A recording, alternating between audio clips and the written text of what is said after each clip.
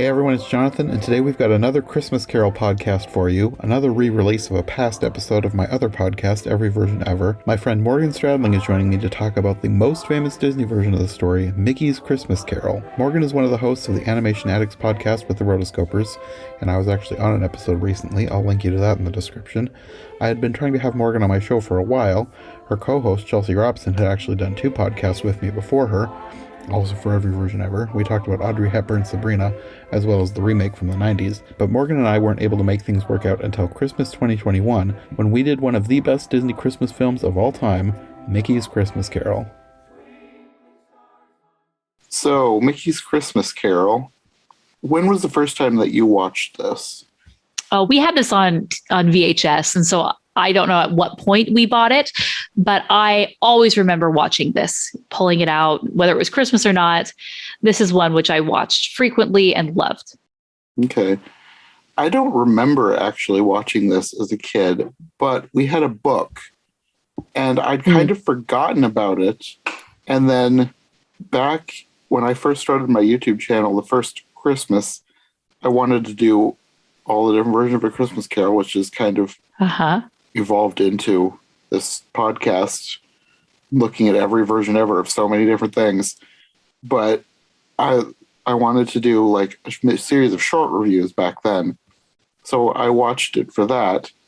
And I remembered this book that I had. I was like, even though I don't think I've actually ever watched this, I knew the whole story. And I remembered most of it because the book, even though it's sort of an abridged version of an already abridged story, it was pretty thorough in what they covered from this short. So you got the whole thing, and I remember the illustrations, and I'm actually going to use the cover of the book as the podcast art for this podcast, because that's how tied in the book is to my memories of this, more so than the movie itself.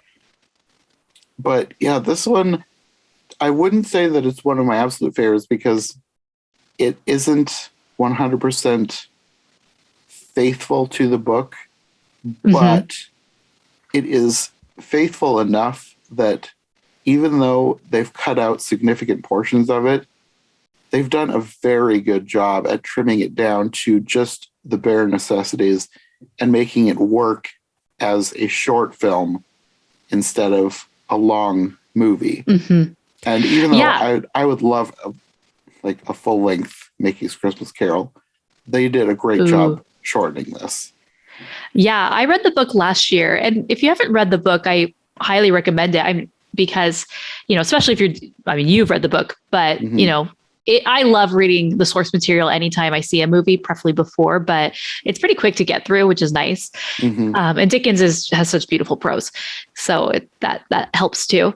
But yeah, I think because this is just so condensed, it still works. Like, they understood who their audience was, that this was just supposed to be a short.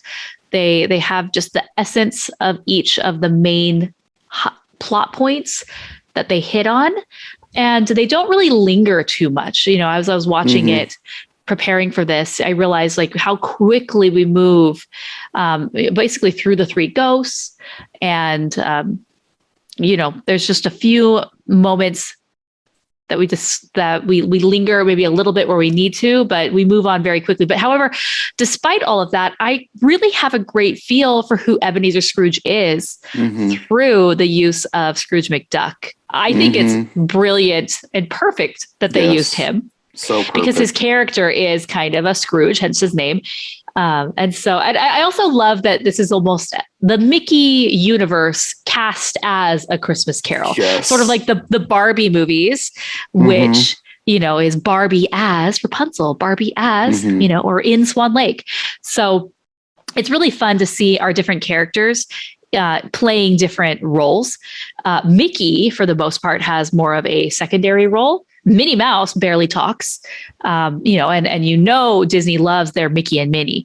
And I was reading a review, and someone was kind of disappointed that Mickey was kind of relented to this secondary character, and it wasn't about him being Scrooge. But that's not really Mickey's character. We never see a very angry, upset Mickey. Like sometimes there's a few instances where, I mean, I guess in the newer shorts, Mickey's a little bit more rambunctious, but there was no other character when they were casting this. They said, okay, look at all of our characters. Who's going to be Scrooge? Who's going to be this person? But I mean, you didn't even have to do it. It was going to be. It was like given to them on a silver platter. Yes, yes. And he does it so well. I love the different some of these little like quips and one-liners that he has, like especially when he's in full Scrooge mode, and the charity guys come around, and the way that he tries to convince them, like, well, if I give you money, then the poor will be poor anymore, and if the poor won't be poor anymore, then you won't have a job, and I do not want you to have lose your job on Christmas Eve. Like I couldn't do that to you. Like he's such a schemer, and so and it's just a very quick line, and it really sets up who he is, and how he's so stingy with the piece of coal or the little tiny raise that he had given Mickey 3 years ago. But he's like, remember that I did give you that raise. You really are. But he also has to do his laundry now too. He's doing, yeah. You gave him a raise, but you also gave him a new task, and so you get a feel like who this guy is, and especially when you go to the Christmas past, you see how money starts to take over. Well, I found it kind of interesting, not in the movie itself, but this movie, for whatever reason, fully holds up, that even kids today love it, because when we had first started talking about this, it was not very long before Thanksgiving, and my family got together after Thanksgiving to do our Thanksgiving. And I've become the uncle that everybody goes to for movies. Like the first thing that they do when they get here is come find me. Can we watch Mickey? They usually mean like a short cartoon. And I put on Disney Plus this time, and they saw Mickey's Christmas Carol, and they were so excited. They had to watch Mickey's Christmas Carol. They love this movie. Apparently they own it on DVD at home so they could watch it at home, but they wanted to watch it here. They love this movie so much. So it holds up for whatever the generation now is of like the little kids is called. I don't know. It's not Gen Z anymore. It's something else. Yeah. But it holds up for all ages. It's something that anybody can enjoy. Yeah. Yeah. Which is really nice. And I think that does go with the short length of it. It's 25 minutes, if that. The characters are recognizable, so you already are attached to this character or that character, and how quickly they breeze through the material. One thing that I really like about this is the opening with the "Oh What a Merry Christmas Day" song and the illustrations. Yes. I love the pen drawings. Yeah, those were really nice. My kids, every time they see one of these older movies, they always ask, wait, it's over? It's like, no, it's not over yet. Apparently those drawings were illustrated by Michael Peraza Jr. In kind of a sepia, and he was done quite a bit for Disney Company, but he was responsible for that. So he was in the studio for a long time, but yeah, it's just a nice little touch. You can definitely see where they had to cut corners. This isn't necessarily during the heyday of Disney animation.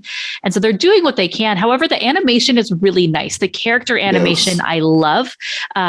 Different animators that were involved: John Lasseter, Glenn Keane, Mark Henn, Ed Gombert, Dale Bear, David Block, Randy Cartwright, Patricia Peraza, Kathy Zielinski. So obviously some really big names there. There's John Lasseter, Glenn Keane, Mark Henn. So I think this is after Don Bluth had left. Yes. Yeah. This was in 1983. So he had already moved on, and directed by Bernie Mattinson. Bernie Mattinson is actually the longest running Disney employee currently. So he is 86 years old, and he directed and produced this. He also directed and produced The Rescue, or not Nightmare Before Christmas, The Great Mouse Detective. So these were kind of his two directorial features. He's mostly does a lot of storyboarding. He's a Disney legend as of 2008. but I just love him. I think he's great. And so I think he did a great job with this. And yeah, like going back to where they had to cut corners, you could see that with the opening credits, that very first scene where it transitions from the opening credit to the town and people are walking through, a traditional Disney back in the day, most likely they would do a, like a zoom with what's the camera? I can't even, I'm drawing a blank. The multi-plane camera. Yeah. Yep. Yeah. Where the different facades would zoom in and it would be this really, really cool effect. They didn't do that. They did this really weird shift from the still image to the moving image, kind of like a fade in, fade out sort of thing. Mm-hmm. So it's kind of a cheap look, but hey, you had to do what you had to do. I think it works for this though, because it's like for sure classic book, classic illustrations. I think it works without being too something that you have to focus on being a cheap thing. Yeah, especially because the illustrations are so well done. Oh yeah, for sure. Another thing I loved was the character animation. As I was watching it this time, I was really paying attention to the character animation, and there's just like the poses of these characters are very strong. There's particular points with Scrooge where he's standing up straight, or he's being cocky, or he's pretending to be Scrooge, but he's really had his heart turned. Just very, very strong poses that convey just in a split second what's going on with this character. So I love it. I can't really find, this wasn't released individually. I don't necessarily know if what the budget was attached to this. There is a making of Mickey's Christmas Carol on YouTube, which I really do want to go and watch. It's about 26 minutes long. So I think maybe that would give me a little bit more clues, but they just did overall the best that they could with this. And it's great in my mind. Yeah, for something that they did the best that they could, I think that they went above and beyond because it's a very solid short. And I also love the different characters that we see that are just in the Disney. I was just going to go back to that because we talked about the main ones. There's a lot of other ones too. Oh yeah. Willie from Fun and Fancy Free, Willie the Giant. I think that's just, these are characters that you typically wouldn't think of, of hey, all of our different characters. Now it's interesting. They pull from kind of Mickey's universe or the Silly Symphonies universe. So, but we're not going to see Cinderella. We're not going to see, we do see Jiminy Cricket. It's mostly the anthropomorphized characters. Yes. Aside from Willie the Giant. Yeah. I think he might be the only human-ish thing, if I'm thinking correctly. Yeah. Yeah. So we have Scrooge, Mickey, Goofy, and Goofy really is weird. As I was watching it, I was like, what? There's something off about Goofy. His voice. Not about his voice, but I loved that Goofy was in his real life before he was a ghost was this evil character who robbed from widows and swindled the poor. And I can't see Goofy doing that, but I love that it's Goofy. Yes. Absolutely. Yeah. This horrible partner in crime, with Scrooge. But Goofy's very different from the typical Goofy. They try to give us a few Goofy moments, when he falls down the stairs and does the Goofy yell. But when he's talking, it looks like they had two voice actors for Goofy here. And I'm wondering why. I'm wondering if they're using his yell is stock footage from one of the voice actors.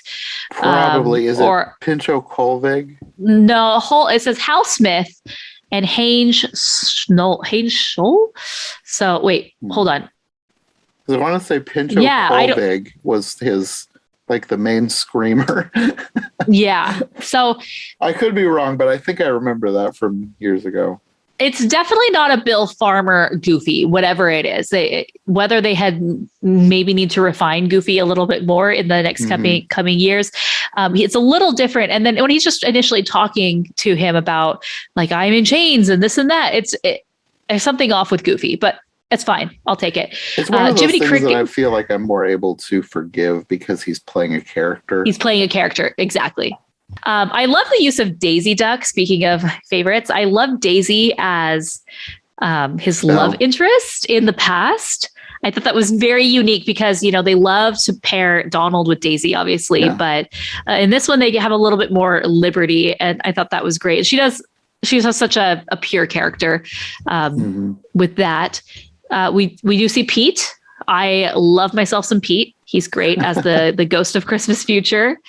And then we have some, you know, background side characters from The Wind of the Willows, you know, like Ratty and Molly, Otto, the Weasels.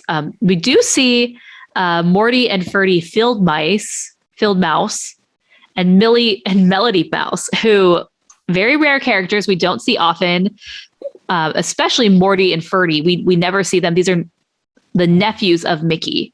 And Millie and Melody Mouse, we do see a bit recently, like Minnie's Boutique, those shorts. For some reason, they're okay talking about Minnie's nieces versus Mickey's nephews. I don't know. It's a weird thing, but they basically play the children of the Cratchits. Yeah, so. I've noticed you don't really get them. I knew of their existence because when I was a kid, we had like, I think it might have been like a mail order service. Like every few months we'd get some new books. They were like sort of semi-educational and they like set in the Mickey Mouse universe, and Morty and Ferdy were in those, but I don't remember ever seeing them in a short. So I knew they existed, but I don't know where they originated from. And I didn't know that Minnie even had a niece or anybody. So that character I thought was just made up for this short. So what's your favorite, you know, either in this one or other adaptations of Christmas Carol segment of this? Is it the past, the present, or the future?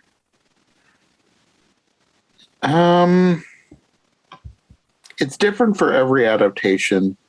I think in this one it's probably the past, probably because, like you said, I like Daisy, and I like the wide variety of characters that they use for the past, like especially in the party with Fezziwig, which I love that Fezziwig is played by Mr. Toad from Wind in the Willows. Yes. That's kind of the perfect character for that. It is. They cast everybody perfectly.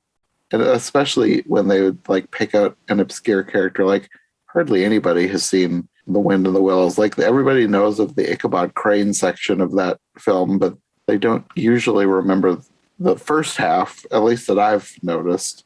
Because I think Ichabod Crane like got played around Halloween a lot. If they just kind of forgot about The Wind in the Willows. But I love that they used those characters, and I've recognized them since I was a kid because I had that book. But I don't think I knew where they were from when I was a kid. I thought that they were from this story. And it wasn't until I got older that I realized, oh, wait, they took them from this other movie. And then it was years before I even watched that movie. So, yeah, it's all coming together. I love how everything, comes together, comes full circle. But yeah, the past, I think, is probably my favorite because I think that's where they spend the most time in this one. You spend more time, I think, with Jiminy Cricket than anybody else. Right. Yeah, I like the past. I like the big feast with Willie the Giant. Then we move quickly to seeing Bob Cratchit, and then the end of the Christmas Future is quick. We don't see much of him, and off we go, and we're awake, and Merry Christmas. One thing we haven't mentioned yet, though, is Donald. I love that Donald is kind of like Goofy. It's not Donald. Yeah. Like, because Donald almost would have been a better Jacob Marley than Goofy was. Yes. Because he just has that surly personality. Yeah, usually. kind of this. But I kind of loved how nice he was in this. Yeah, he kind of had a light in his eyes, for lack of a better term, but it's a very non-bitter, less scruffy Donald. It's enjoyable. It's really enjoyable to see a very happy Donald. hmm And in the same vein, I also liked that Scrooge wasn't as awful as he can be in some versions. He's closer to his DuckTales persona than he is to like some really angry, bitter, jaded Scrooges.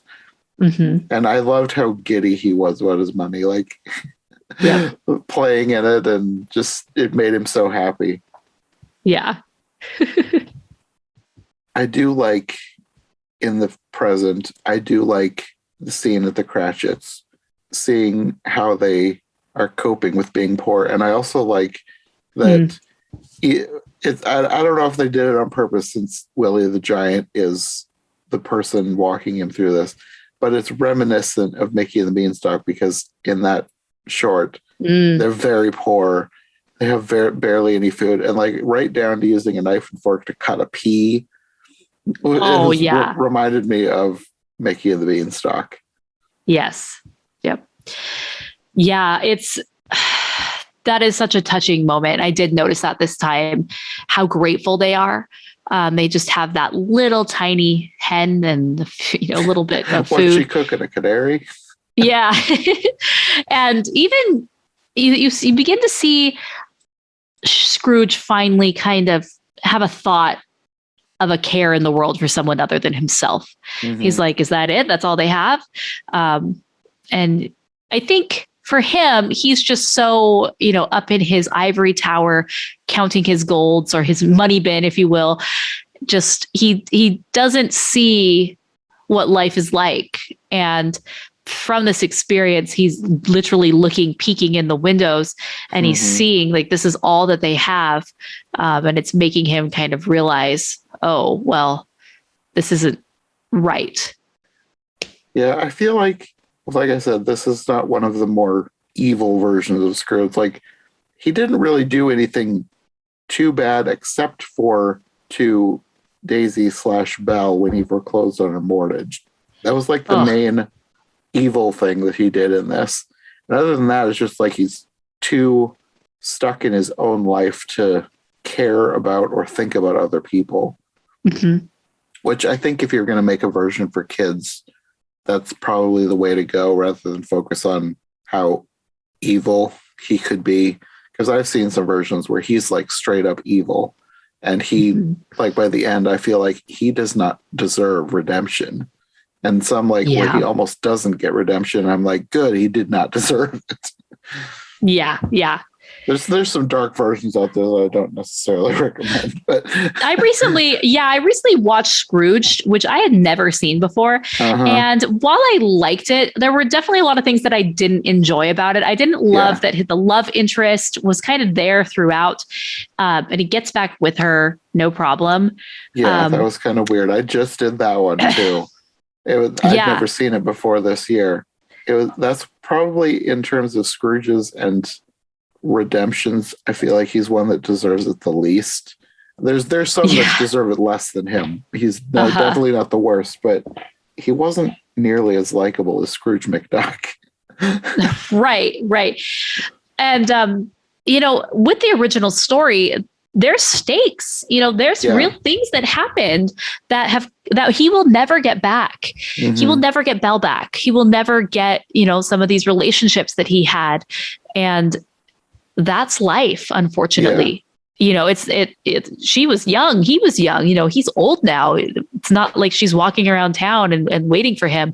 Mm-hmm. And I like that. I like that about it because it really does go to show that, hey, yes, while you can change your life and you can completely do a 180 starting today, change your outlook, whatever, the past is the past, and sometimes the consequences of the past decisions will still be there. It's unfortunate. He probably might be alone for a while. Maybe he'll get a girlfriend. I don't know, but it's not going to be her. And I did like that this Disney version kept that. It didn't sugarcoat too much. Mm-hmm. I mean, this is the Disney version, so it can't be all doom and gloom or super evil or dark, but they did enough.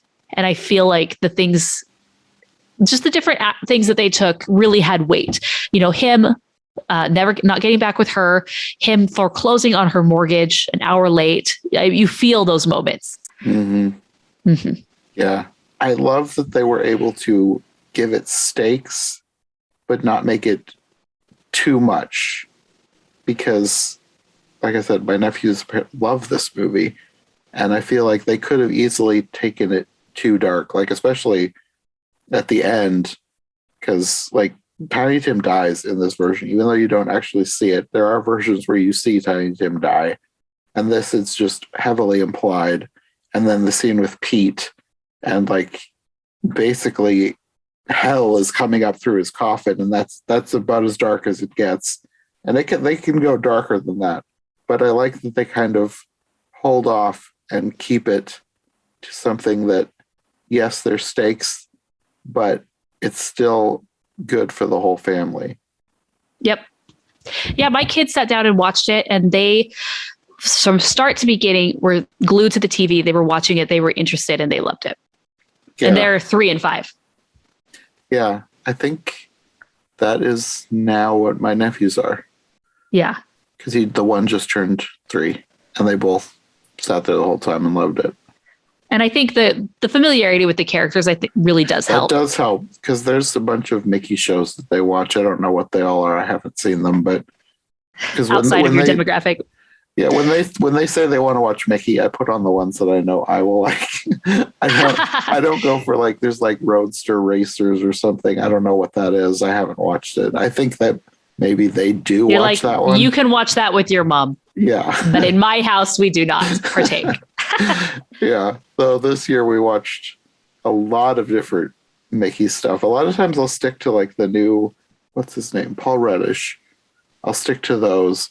But like we were kind of all over the place this year. We watched this. There was one called Once Upon a Christmas that I think I've seen before, but they really like, so we watched it again. There was one I didn't stick around to watch because we played a game upstairs. It was Twice Upon a Christmas, which for some reason was CGI. It was a sequel to the other one, but it was CGI instead of hand-drawn, which was weird. And then there's another special that I think it's called Duck the Halls. It's from Paul Reddish, so similar story, but it's like a half-hour long special. That's hilarious. Like if you haven't seen that, watch that this Christmas. I love that. Check it out. There's a lot of Mickey stuff that when they say they want to watch Mickey, there's a lot to choose from. Yeah. So we definitely should talk about the end when he finally wakes up and is reformed. Yes. Because there's so much that I love here. I love how, like, some versions do a good crazy Scrooge, like going and being all giddy and happy. This I think is like the perfect amount of crazy, like giving all his gold to the charity men, like dumping it all in Mole's pants. You run a hard bargain. 100 and not a penny more. Yes. I also I was talking of random cameos. I love that Donald's horse is Toad's horse from Wind in the Willows. Yes. Like, Wind in the Willows comes up here a lot. Yeah, they really had a lot of characters to pull from that. Maybe they just needed a lot of background characters. There's a lot of the Three Little Pigs characters. Yeah, I thought it was kind of weird that the Big Bad Wolf was the one who was like a charity, not like a charity collector. He was like doing something in the background that was like a happy face. I mean, I've never seen this. Well, I mean, he's got to play his part too. If Goofy can be evil, then Big Bad Wolf can be good. Anyone can make a change. That's what this movie's all about. Yeah. And there even were like some little baby pigs and baby wolves, which must be from a short that I have not seen. I think there is a short called The Little Good Wolf or The Little Bad Wolf. Yeah, okay. I don't remember what it's called, but there's like he has a nephew. Like everybody gets a nephew in the shorts. I don't remember what it's called, but I know there is one. I don't remember little pigs, like children pigs. Yeah. But yeah, I know there's at least a mini wolf. Or is it the Three Little Wolves? Maybe it's the Three Little Wolves. Oh, okay. It's been a while since I've seen it. I know there's something that exists where he has at least one, if not 3 nephews. Anyway, that's probably what you were seeing. But yeah, there's a lot of really nice background characters that they're not given like specific parts, but just like all the Robin Hood characters or Clarabelle Cow and Horace Horsecollar are in the background of the party scene. Yeah, I love that about this. Just all the different things to look for. Yeah. And the more you know your Disney, the more you notice and see. Yes, that's very true. And I also love that this version, like, you can be a stickler for how much something sticks to the book. But one thing that I do like when different versions do this is when he goes to visit the Cratchits, because that does not happen in the books or in the book. Yeah.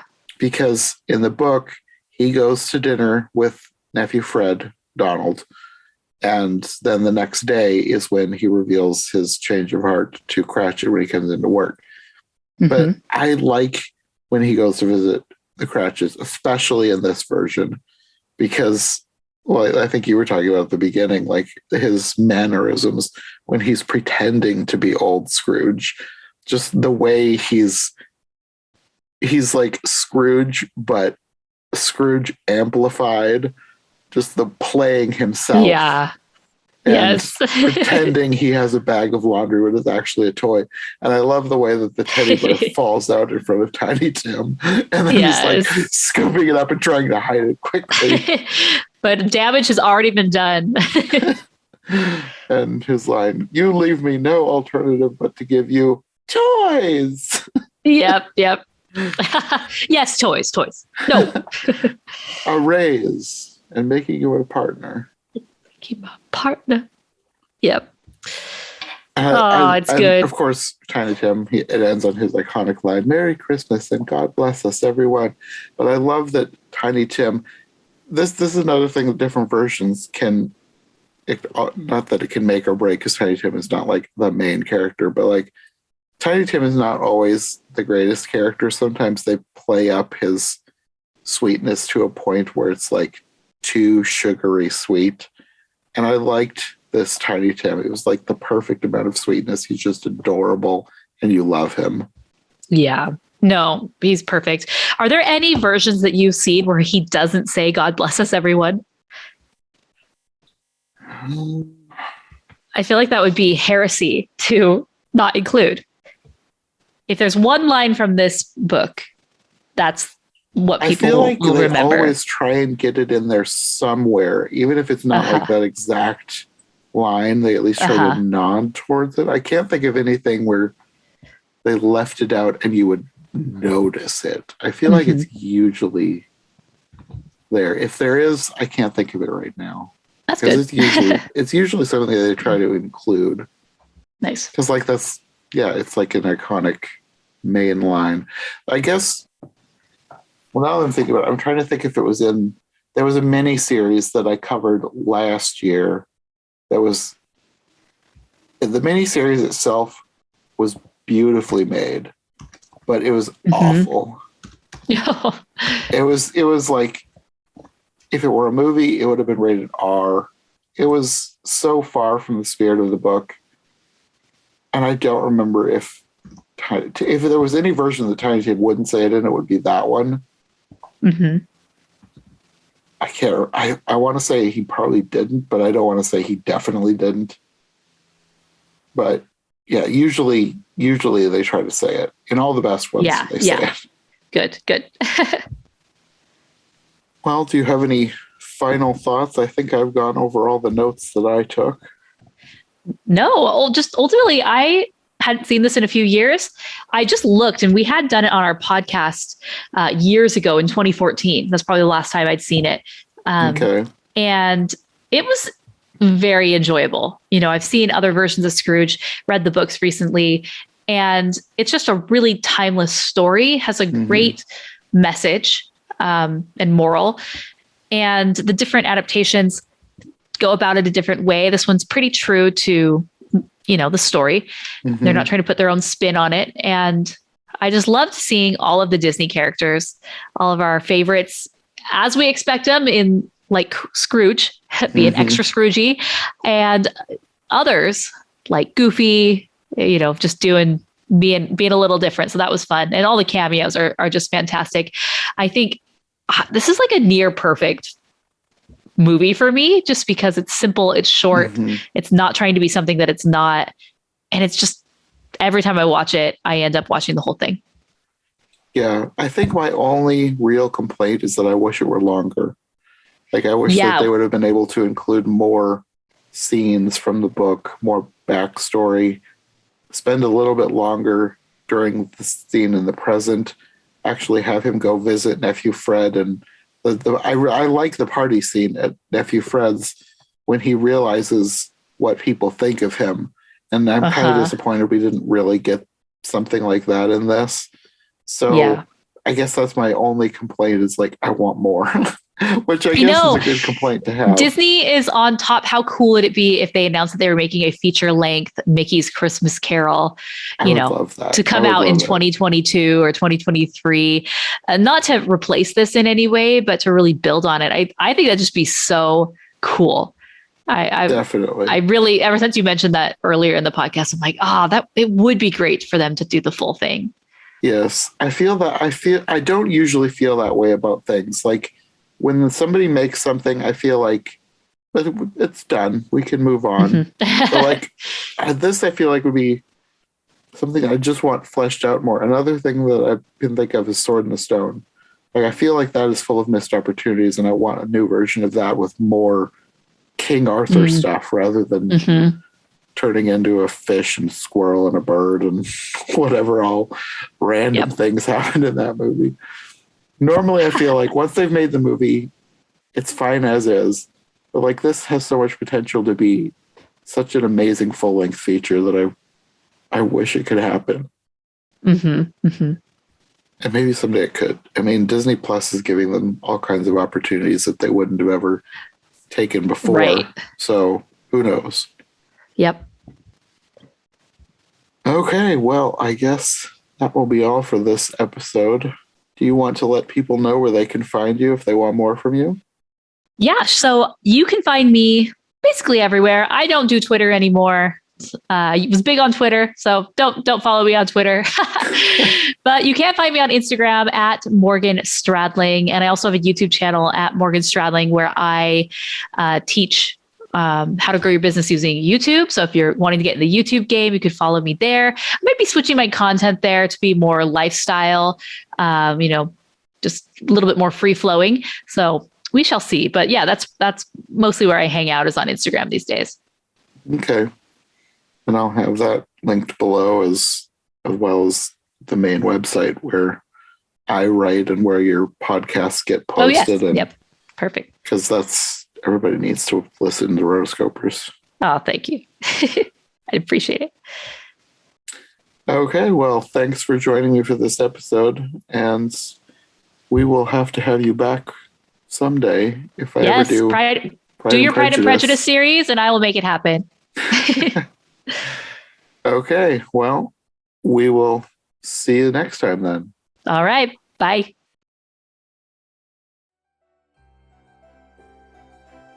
Thanks for listening to this episode of the Disney Movie Marathon. If you like what you've heard, make sure to subscribe on your preferred podcast platform or to our YouTube channel. Make sure to follow my co-hosts as well. Any relevant links will be in the description for easy access. We'll be back soon with another brand new episode, so thanks for listening, and we'll see you next time.